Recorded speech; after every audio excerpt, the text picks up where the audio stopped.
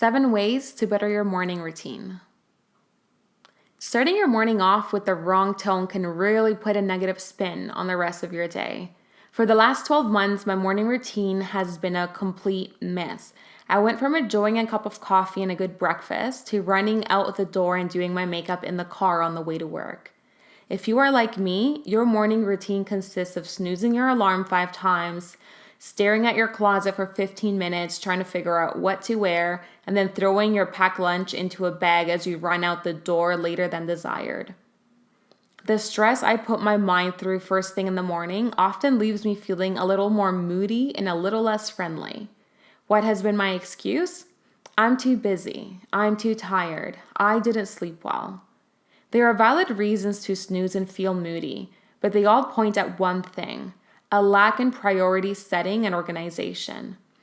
Yes, I have a busy work schedule. Yes, I do not sleep well, but I also choose to waste time on pointless activities. For example, a few minutes too many on social media instead of spending more minutes preparing myself for the following day.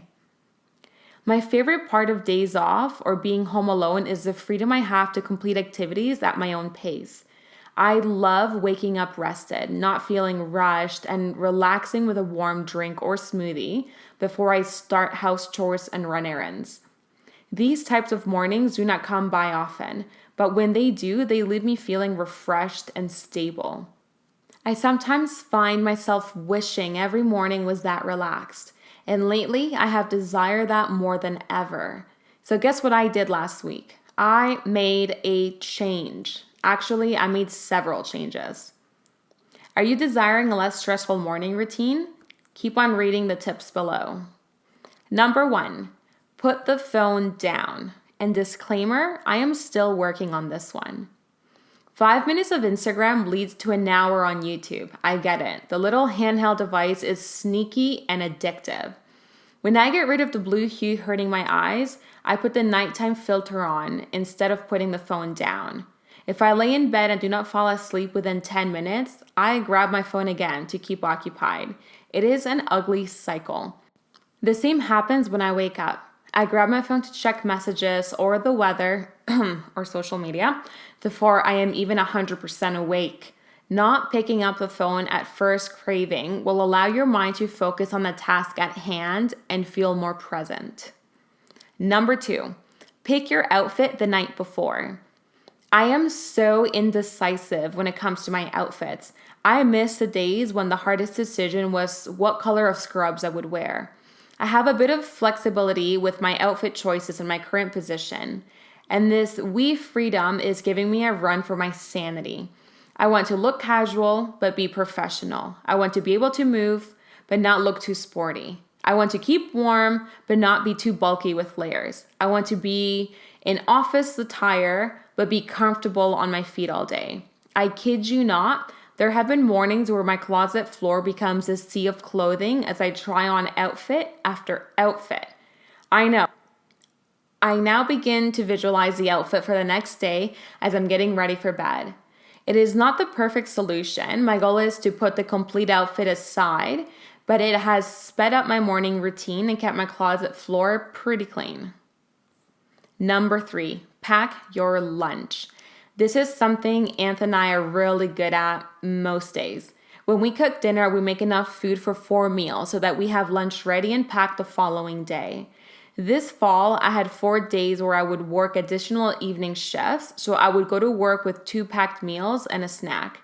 This has saved us stress in the morning, given us healthy meals to consume, and saved us money. On days when we get home late and I have zero desire to pack lunch, I remind myself that I will likely have even less of a desire at 6 a.m. and I make sure there is some sort of meal ready for us.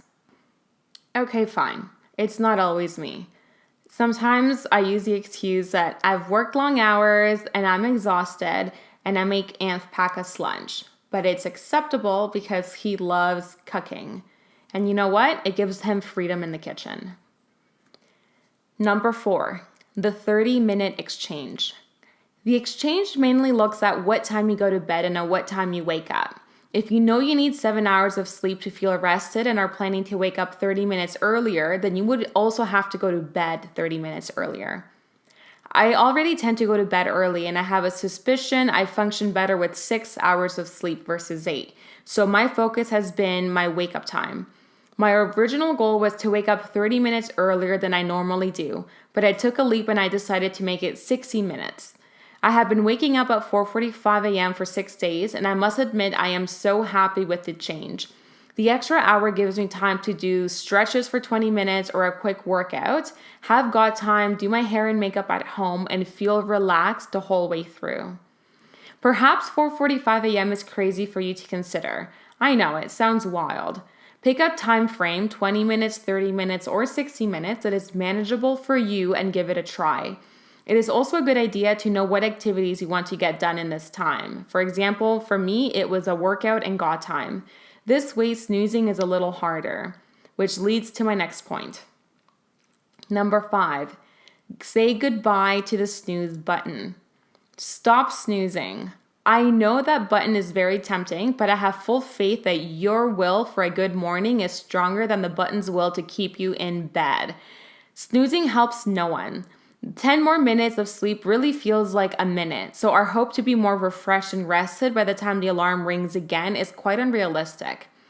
If I really want to snooze, I will literally turn my phone off. And now this inserts the fear of sleeping in, so instead of going back to bed, I will sit on my bed for a minute or two, gently encouraging myself to get up and get going.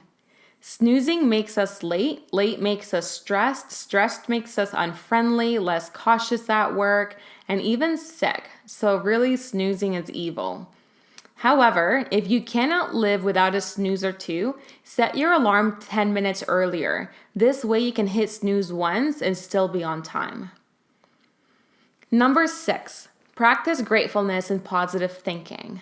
Name a few things, maybe 3 or 5, that you are grateful for, and make them different each day. If a negative thought like comparison, anger, playing out arguments enters your mind, nip it in the bud.